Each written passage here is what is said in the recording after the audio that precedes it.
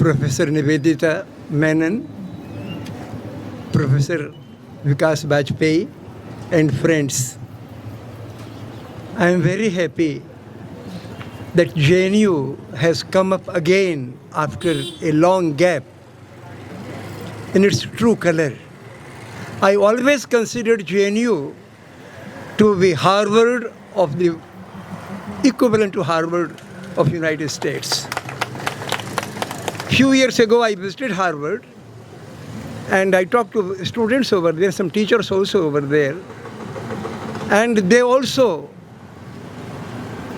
have high respect for JNU. But there is a big difference. Harvard is a very privileged institute, whereas JNU, nearly half of the students come from very modest backgrounds.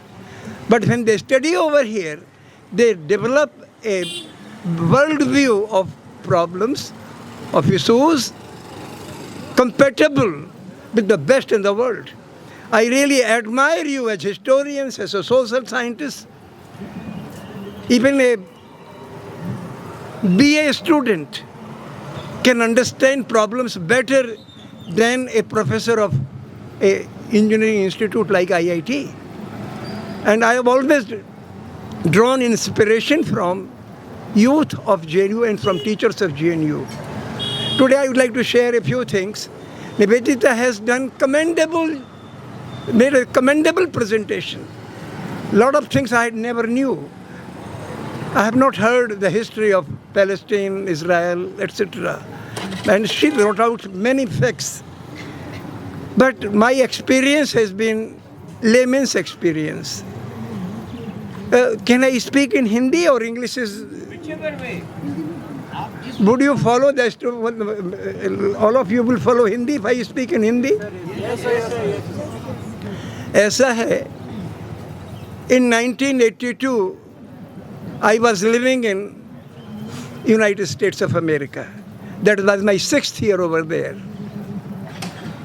I was working as a plasma physicist at the University of Maryland. It was the month of September, August or September. Israel invaded Lebanon. In the university, I knew some Israeli friends, and I knew a Palestinian mechanic in the town. So it was a one-sided war, and for the last 200 years, most of the wars have been one-sided. One-sided means a ruthless nation, powerful nation, commits massive killings in millions. And that I call a one-sided war. And most of the wars have been imperialist wars, one-sided wars. And this was one of them. Lebanon was invaded by Israel. 20,000 Palestinians were killed in Beirut and other places.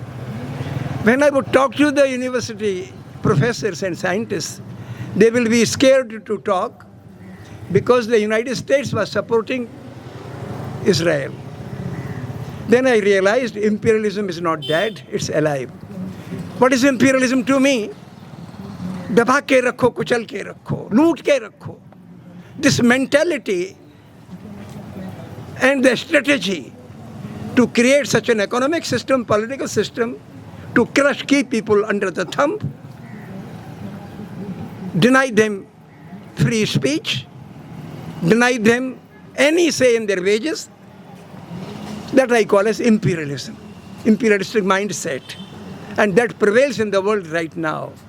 So in 1982, when I saw this, I realized imperialism is not dead, and I thought I should leave this country.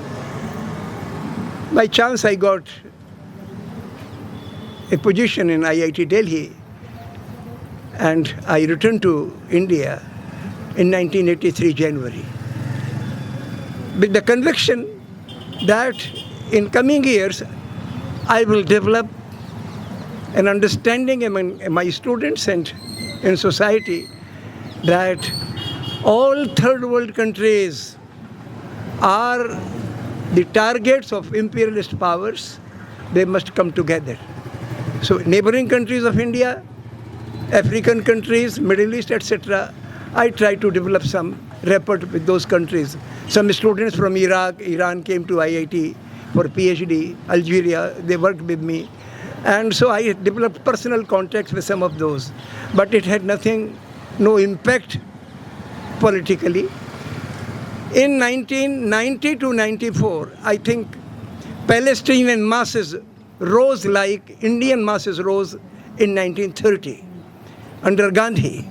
Similarly, under Professor Mubarak Awad, they built Intifada in the Gaza Strip and in the West Bank.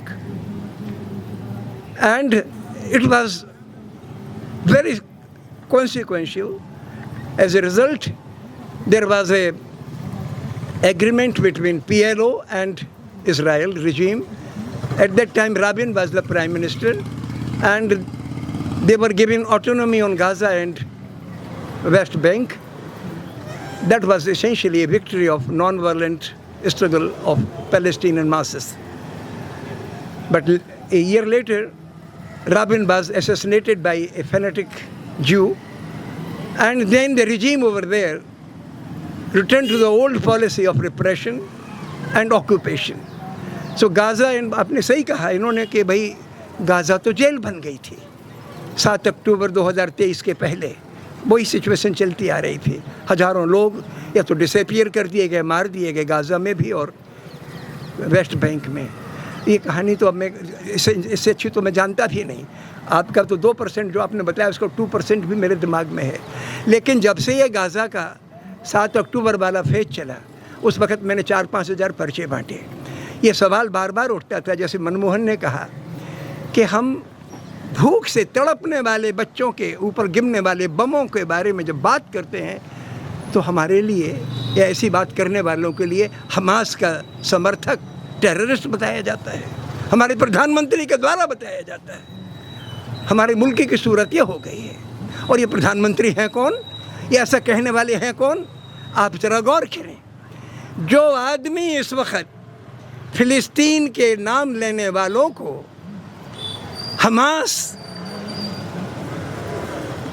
का समर्थक बताता है, ये दरअसल वो लोग हैं जो इस कत्ले-आम के लिए से बहुत खुश हैं, जिनकी थीसिस है कि कंकड़ का जवाब तोप से दो.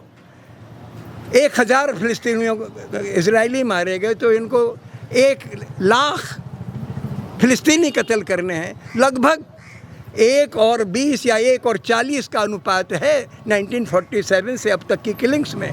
अभी जैसे उसने बताया मनमोहन ने कि 61,000 लोग मर गए. ये तो कागज़ पर मर गए, कागज़ी बने. अपन को आंकड़े पता है कितने भूख से बिलबिला के मर गए, कुछ अंदाज़ नहीं है. 22 लाख लोगों का अन्न पानी बंद है. थोड़ा बहुत रसद आ जाती है, वो भी बम के साए में, कुछ पता नहीं. हम में उनमें रिश्ता क्या है? अगर आप अपनी दिमाग से ये जो ऊपरी लेबल लगा रखा ना कि हम हिंदुस्तानी, पाकिस्तानी, हिंदू, मुसलमान, इसको हटा दीजिए. आप तो इंसान हो ना. जिस वक्त आपकी आंखों से ये पर्दा ओझल होगा, आप में और फ़िलिस्तीनी अवाम में 1 सेंटीमीटर का फासला नहीं रह जाएगा. masses of the world are one, just as the oppressors are one. इस पूरी दुनिया के हुक्मरान 190 मुल्क हैं, वो एक ही हैं, उनके इंटरेस्ट एक हैं, अपने मुल्क के अवाम को कुचलते हैं, उनके अंदर फूट डालते हैं, उनको ज़ुबान नहीं बोलने देते. ये सब एक ही किस्म के लोग हैं. और दुनिया के अवाम भी एक हैं, ईमान की रोटी खाने वाले, किसी को लूट के नहीं खाते, अपनी मेहनत की कमाई खाते हैं, जबकि आधी कमाई उनसे छिन जाती है. ये कमाई छीनने वाले तबके आज हम पर तोहमत लगाते हैं कि आप हमास का समर्थन कर रहे हो, जबकि ये कर क्या रहे हैं? ये उस रिजीम का जो इन बच्चों का कत्ल कर रहा है और 80 बरस से कत्ल करता चला आ रहा है, उस रिजीम को लेजिटिमेट, उसको अपना आदर्श मानते हैं. उनसे हम जासूसी के हथियार उपकरण ख़रीदते हैं, उनसे हम हथियार ख़रीदते हैं, लो ग्रेड हथियार उनको हम देते हैं ताकि आप उनकी इन कत्लेआम में मदद कर सको. एक तरीके से हमारे हाथ भी खून से रंगे हैं. मैं चाहता हूँ कि हम लोग फ़िलिस्तीन तो लड़ने नहीं चाहेंगे, उसकी ज़रूरत नहीं है. ان کے درد کی شدت کو محسوس کریں گے، ان بچوں کے، ان عورتوں کے، ان عوام کی، تو ہم اپنے اندر کا یہ جو اوچھاپن ہے کہ ہم ہندو ہیں، ہم مسلمان ہیں، ہم ہندوستانی ہیں، پاکستانی ہیں، یہ جو اوپری لبادے ہم نے اوڑھ رکھے ہیں، اس سے ہم آزاد ہو جائیں گے اور ہم اپنے عوام پر ہونے والے ظلم کو آنکھ کھول کے دیکھ پائیں گے۔ کسی کی لنچنگ ہوتی ہے یا کسی کی آبرو لوٹی جاتی ہے، شوشن ہوتا ہے، کسان کو منڈی میں آواز نہیں نکالنے دی جاتی، محنت کش مزدور جب اپنی محنت بیچنے جاتا ہے اس کی کوئی سے نہیں ہوتی۔ ان مسئلوں کو ہم سمجھ پائیں گے شدت سے اور اس سے ہم جوجھ پائیں گے۔ ہتھیاروں کی جنگ کا زمانہ عوام کی طرف سے ختم ہے۔ آج سارے کے سارے ہتھیار حکومتوں کے پاس ہیں اور ان کا استعمال وہ عوام کو کچلنے کے لیے کرتی ہیں۔ دنیا میں دو ہی قسم کی جنگ میں دیکھ رہا ہوں ان دنوں، ایک سامراجیہ وادی جنگ جو ون سائیڈڈ ہوتی ہے، ایک طرف ایک مرے گا تو دوسری طرف وہ ماریں گے 50 کو 100 کو اور لاکھوں کو بے گھر کر دیں گے، اس کو سامراجیہ وادی جنگ کہتا ہوں۔ اور دوسری جنگ ہے نقلی جنگ، غریب ملک سے لڑے گا، بارڈر کا بہانہ بنا کے لڑے گا، لیکن وہ ہوتی ہے انٹرنل کنجمپشن کے لیے، to gain political mileage in your own country. تو ساری دنیا کے جو تمام چھوٹی جنگیں ہیں جس میں کسی میں 1000 مر گئے، 2000 مر گئے، 3000 10,000 لوگ مر گئے، یہ چھوٹی جنگیں ہیں، یہ انڈیسائزو ہوتی ہیں اور یہ ملک انٹرنل پولیٹیکل مائلیج گین کر کے لیے حکومتیں کرتی ہیں۔ ہمارے ملک میں، ہمارے پڑوسی ملک میں بھی یہی سب چل رہا ہے۔ اگر ہم فلسطین کے سوال کو شدت سے محسوس کریں گے تو ایک ہم دکھاوا خود نہیں کریں گے، اپنے پیسے کو برباد نہیں کریں گے فضول کی چیزوں میں، ہم اپنی زبان پر قابو رکھیں گے، ہم دوسروں کو فضول کے مدعوں پہ گالی گلوچ نہیں کریں گے، اور ہم حکومت سے یہ بات کہنے کی طاقت پیدا کریں گے کہ جب تک اسرائیلی رجیم ان پانی بند کر کے ماس اسٹارویشن کو یدھ کا اوزار بنانا بند نہیں کرتا، ہماری حکومت ان سے نان کوآپریٹ کرے، اسہیوگ کرے۔ 1919 میں ہم نے برٹش حکومت کے خلاف اسہیوگ کا ایک آندولن چلایا تھا۔ اب تو ہندوستان میں کم لوگ ہیں جن میں یہ آندولن کھڑا کرنے کی طاقت ہے، لیکن ہماری حکومت کو ہمیں یہ کہنے کی ضرورت ہے، ہم جتنی بھی کمزور آواز ہو، لیکن آج تو آپ جیسے بچے اگر پھیل جائیں اس دیش میں اور تمام یونیورسٹیز میں یہ چیتنا پیدا کر دیں تو حکومت کو سننا پڑے گا، اور حکومت سنے نہ سنے، ہندوستان کا وہ 15-20% ایلیٹ جو اس نشے میں ہے کہ ہمارا تو آدرش وہ حکمراں ہے جو کنکڑ کا جواب توپ سے دیتا ہے، ایک کے بدلے 100 کو مارتا ہے، 1 لاکھ کو بے گھر کرتا ہے، وہ کم سے کم اس کی آواز ہم خاموش کریں گے۔ اس وقت ان کی طوطی بول رہی ہے۔ میں بے حد خوش ہوں کہ آپ لوگوں نے مجھے بولنے کا موقع دیا۔ اگر اجازت دیتے ہو تو ایک غزل کے 2 شعر سنا دوں؟ جی، چلو سنسار کو ایسے بھی کھلایا جائے، چلو سنسار کو ایسے بھی کھلایا جائے، جنوں کے دور میں سچ بات کو کہا جائے، جنوں کے دور میں سچ بات کو کہا جائے، نفرتوں اور تشدد کا ماجرا کیا ہے، دلوں میں پیار کا طوفان اٹھایا جائے، دلوں میں پیار کا طوفان اٹھایا جائے، غرض نہیں ہے کہ تاروں کو توڑ کر لائیں،